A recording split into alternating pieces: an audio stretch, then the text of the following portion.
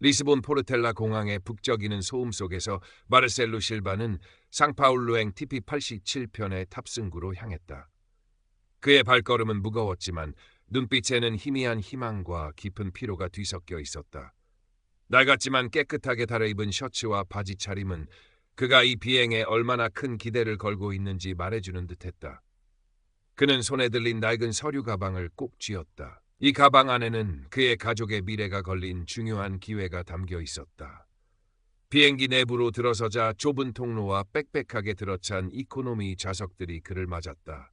다양한 국적의 승객들이 짐을 정리하거나 자리를 잡고 있었다. 마르셀로는 자신의 좌석 번호인 18C 비상구 좌석 근처로 걸어갔다.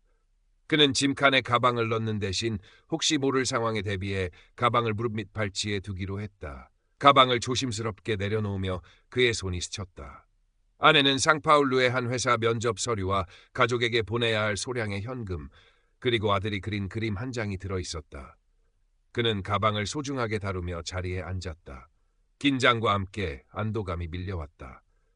이제 곧 이륙하면 모든 것이 시작될 터였다. 몇 줄 뒤 22A 좌석에 앉은 이자벨 페레이라는 주변을 날카로운 눈빛으로 살피고 있었다.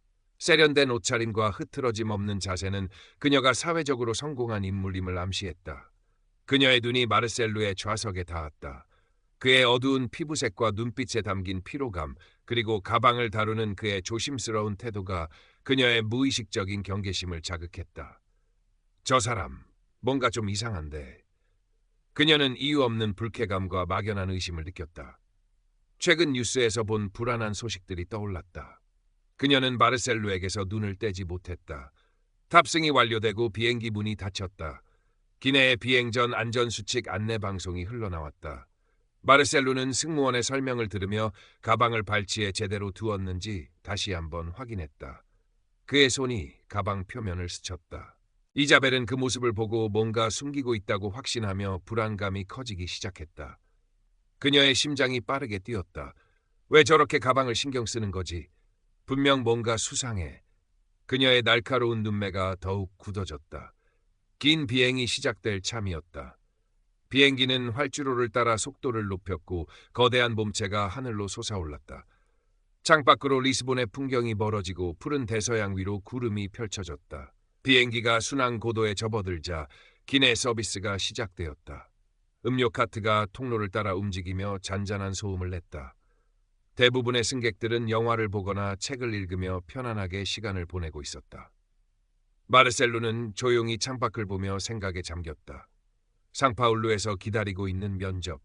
이번 기회를 놓치면 언제 다시 이런 기회가 올지 알 수 없었다. 그의 어깨에 가족의 무게가 얹혀있는 듯 느껴졌다. 그는 잠시 눈을 감고 심호흡을 했다. 불필요한 문제에 휘말리지 않고 무사히 목적지에 도착하는 것만이 그의 유일한 바람이었다. 하지만 몇 줄 뒤에 이자벨에게서 뻗어오는 날카로운 시선을 그는 어렴풋이 느끼고 있었다. 이자벨은 마르셀루에게서 눈을 떼지 않았다. 그의 차분한 모습조차 그녀에게는 수상한 사람의 연기처럼 보였다. 그녀의 불안감은 점점 더 커졌다. 실례합니다. 이자벨은 지나가는 승무원 아나를 불렀다. 아나는 경험이 많고 침착해 보이는 여성이었다. 네, 손님, 무엇을 도와드릴까요? 아나는 정중하게 물었다. 이자벨은 목소리를 낮춰 속삭였다. 저기 비상구 쪽에 앉은 남자요. 저 사람 좀 수상해요. 계속 가방을 만지작거리고 뭔가 숨기는 것 같아요. 아나는 마르셀루 쪽을 흘긋 보았다. 그는 조용히 창밖을 보고 있었다. 아나는 미소를 유지하며 말했다. 손님, 모든 승객분들은 보안 검색대를 통과하셨습니다. 그리고 저희는 명확한 증거 없이 다른 승객의 소지품을 검사할 수 없습니다. 저분은 아무런 소란도 피우지 않고 계신데요. 이자벨의 얼굴이 굳어졌다. 소란을 피우기 전에 막아야죠. 뉴스에서 그런 이야기 못 들으셨어요? 평범해 보이는 사람들이 더 위험할 수 있다고요. 제 불안한 느낌이 틀린 적이 없어요. 아나는 난처한 표정을 지었지만 프로답게 침착함을 유지했다. 손님께서 불안하신 마음은 이해합니다. 하지만 저희는 규정대로 처리해야 합니다. 만약 정말로 위험한 행동을 목격하신다면 즉시 저희에게 알려주십시오. 저희가 주시하고 있겠습니다. 아나는 정중하게 고개를 숙이고 자리를 떠났다. 이자벨은 불만스럽게 그녀의 뒷모습을 노려보았다. 저렇게 아니래서야, 꼭 일이 터지고 나서야 후회하지. 그녀는 다시 마르셀로에게 시선을 고정했다. 마르셀로는 다리가 조금 부어오는 것을 느끼고 가방에서 압박 스타킹을 꺼내 신으려 했다. 그는 조심스럽게 가방 지퍼를 열고 스타킹을 꺼냈다. 이자벨은 이 모습을 보고 또 가방을 확인한다며 의심을 더욱 강화했다. 그녀에게는 그의 평범한 행동 하나하나가 모두 수상해 보였다. 저 안에 뭐가 들어있는 거야? 왜 저렇게 숨기려고 하는 거지? 그녀의 상상력은 점점 더 부정적인 방향으로 치달았다. 그녀는 옆자리에 앉은 중년 여성 승객 엘레나에게 말을 걸었다. 엘레나는 책을 읽고 있었다. 실례합니다. 저기, 저 남자 좀 보세요. 계속 가방을 만지작거리는 게 수상하지 않아요? 엘레나는 책에서 눈을 들어 마르셀로 쪽을 보았다. 글쎄요, 그냥 책 읽고 계신 것 같은데요. 무슨 문제라도 있나요? 이자벨은 엘레나의 무심한 반응에 짜증이 났다. 문제가 없다고요? 저 사람은 처음부터 계속 저래요. 승무원한테 말해도 신경도 안 쓰고. 만약 저 가방에 위험한 거라도 들어있으면 어떡해요? 엘레나는 이자벨의 과도한 반응에 불편함을 느끼며 다시 책으로 시선을 돌렸다. 저는 잘 모르겠네요. 승무원들이 알아서 하시겠죠. 너무 걱정하지 마세요. 이자벨은 엘레나마저 자신의 말을 들어주지 않자 고립감을 느꼈다. 아무도 내 말을 안 믿어. 내가 틀렸다는 거야? 하지만 그녀의 의심은 점점 더 확신으로 변해갔다. 그녀는 마르셀로에게서 눈을 떼지 않으며 그가 정체를 드러낼 순간만을 기다렸다. 그녀의 불안감은 기내의 잔잔한 분위기와 극명한 대조를 이루며 점점 더 깊어졌다. 시간이 흘렀다. 마르셀로는 가방에서 낡은 서류 봉투를 꺼내 다시 한번 확인했다. 상파울루의 한 회사에서 온 면접 초대장이었다. 이것이 그의 마지막 기회일지도 몰랐다. 서류 아래에는 아들이 그린 그림이 있었다. 서툰 손으로 그린 비행기 그림이었다.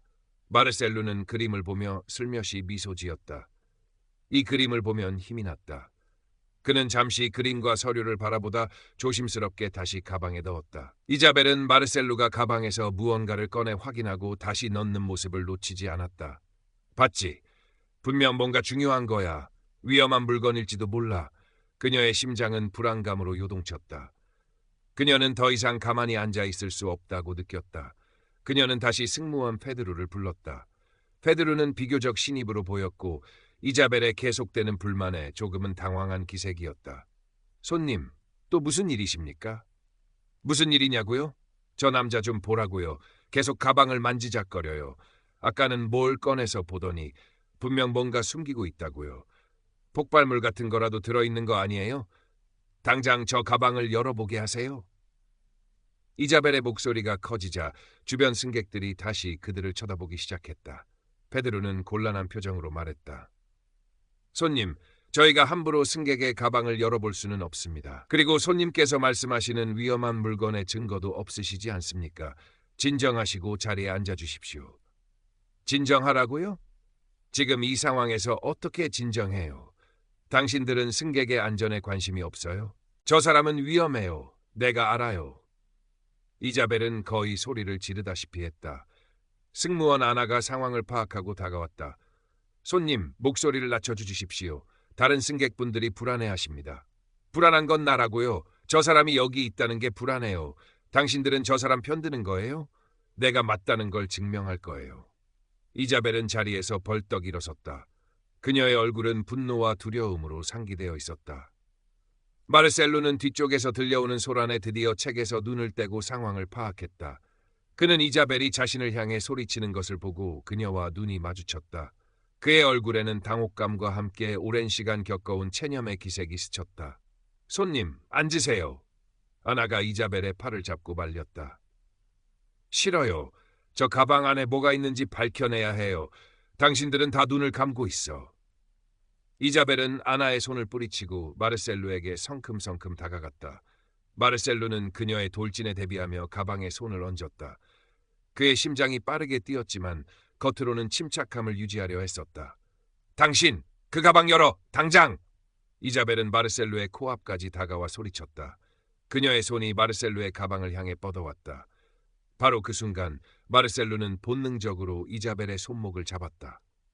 그의 소나기는 단단했지만 그의 행동에는 공격성보다는 제지하려는 의도가 담겨 있었다. 그의 눈빛에는 억눌렸던 분노와 슬픔이 동시에 스쳤다. 그는 낮은 목소리로 말했다. 부인, 이러지 마십시오. 제 가방에는 아무것도 없습니다. 제발 오해입니다.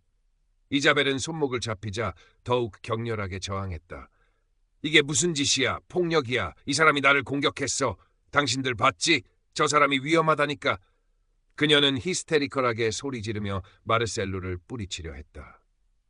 마르셀루는 그녀의 손목을 놓지 않고 단호하게 말했다. 그의 목소리는 기내의 소란 속에서도 또렷하게 들렸다. 제 가방에는 제 가족의 희망이 들어 있습니다. 당신의 편견으로 그걸 짓밟지 마세요. 이 외침에 기내의 소음이 잠시 멎었다. 승객들은 모두 이 광경을 지켜보며 술렁였다. 일부는 놀란 표정이었고 일부는 짜증이 난 기색이었다. 몇몇 승객은 스마트폰으로 이 상황을 촬영하기 시작했다. 아나와 페드로는 즉시 달려들어 이자벨을 마르셀루에게서 떼어냈다. 손님, 진정하십시오. 저희와 함께 가시죠. 이자벨은 두 승무원에게 붙들린 채 발버둥치며 소리질렀다. 싫어! 내가 왜 가! 저 사람이야! 위험한 건 저 사람이라고. 당신들 다 저 사람 편이지? 나를 막으려고 해? 승무원들은 이자벨을 비행기 뒤쪽으로 격리하기 위해 그녀를 끌고 갔다. 이자벨은 끌려가면서도 마르셀루를 향해 계속 고함을 질렀다. 내가 맞다는 걸 증명할 거야. 너는 도망 못 가. 마르셀루는 이자벨이 끌려가는 모습을 지친 표정으로 바라보았다. 그의 손목에는 그녀가 핥히고 간 상처가 희미하게 남아 있었다. 그는 천천히 자리에 앉아 깊은 한숨을 쉬었다. 그의 손은 여전히 가방 위에 놓여 있었다. 기내에는 여전히 긴장감이 감돌았지만 가장 격렬한 순간은 일단 지나간 듯했다. 이자벨은 비행기 뒤쪽 승무원 좌석에 앉아 분노에 떨고 있었다. 짐이 그녀를 감시하고 있었다. 그녀는 여전히 마르셀루를 향해 비난을 멈추지 않았다. 저 사람은 분명 위험한 물건을 숨기고 있어요. 왜 아무도 내 말을 안 듣는 거죠? 내가 틀렸다는 거예요? 짐은 그녀의 말을 무시하고 무전기로 상황을 보고했다. 아나는 마르셀루에게 다가가 조용히 사과했다. 정말 죄송합니다, 손님. 괜찮으십니까? 다치신 곳은 없으시고요? 마르셀루는 눈을 뜨며 아나를 바라보았다. 그의 눈빛에는 깊은 슬픔과 체념이 담겨 있었다. 괜찮습니다. 익숙합니다. 그의 낮은 목소리에는 오랜 세월 차별 속에서 쌓인 고통이 배어 있었다. 아나는 마르셀루의 말에 가슴이 먹먹해지는 것을 느꼈다. 그녀는 안타까운 표정으로 고개를 끄덕이고 자리를 떠났다. 그녀는 기장에게 상황을 보고하고 착륙 후 공항 보안팀에 인계할 것을 결정했다. 기내에는 여전히 긴장감이 감돌았지만 승객들은 점차 각자의 활동으로 돌아갔다. 하지만 많은 이들이 마르셀루와 뒤쪽에 격리된 이자벨을 번갈아 쳐다봤다. 수근거리는 소리가 희미하게 들려왔다.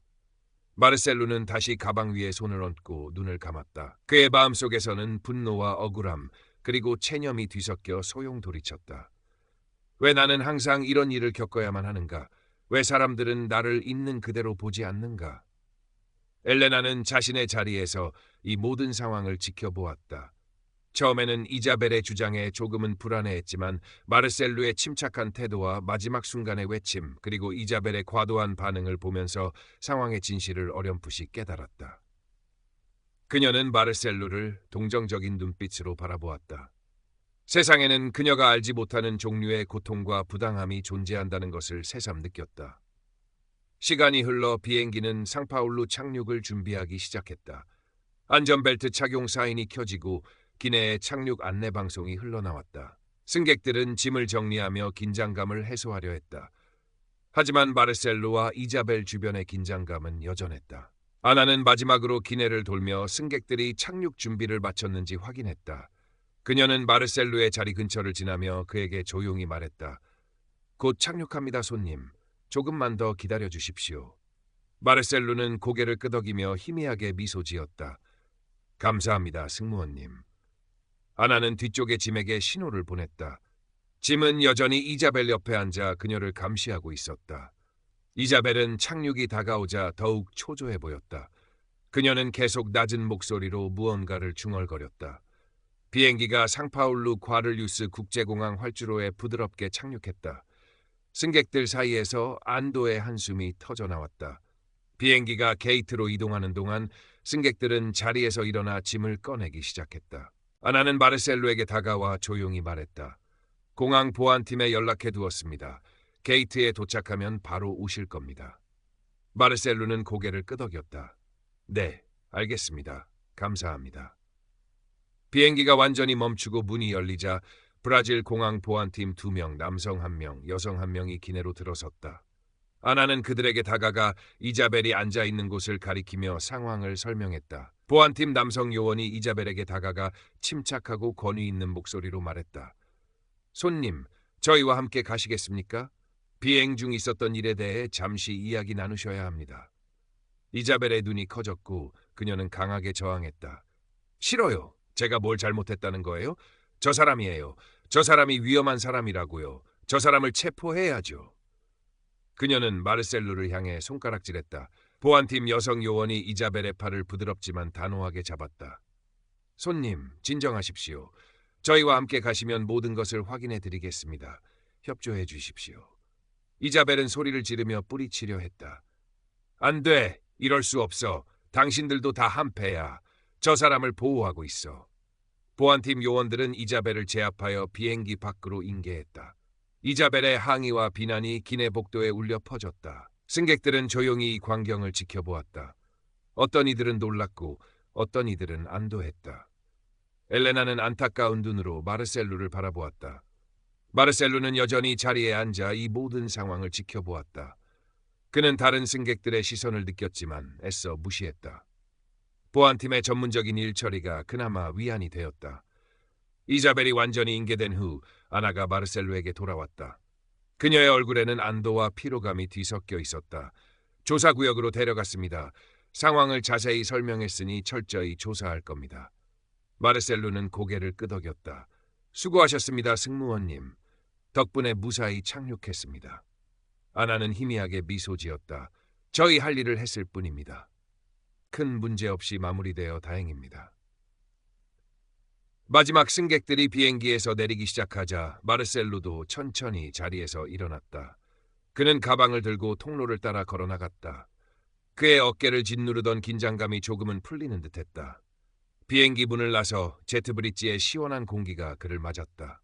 터미널로 향하는 길에 마르셀루는 멀리서 이자벨이 보안팀 요원들에게 둘러싸여 여전히 무언가에 대해 격렬하게 항의하는 모습을 보았다.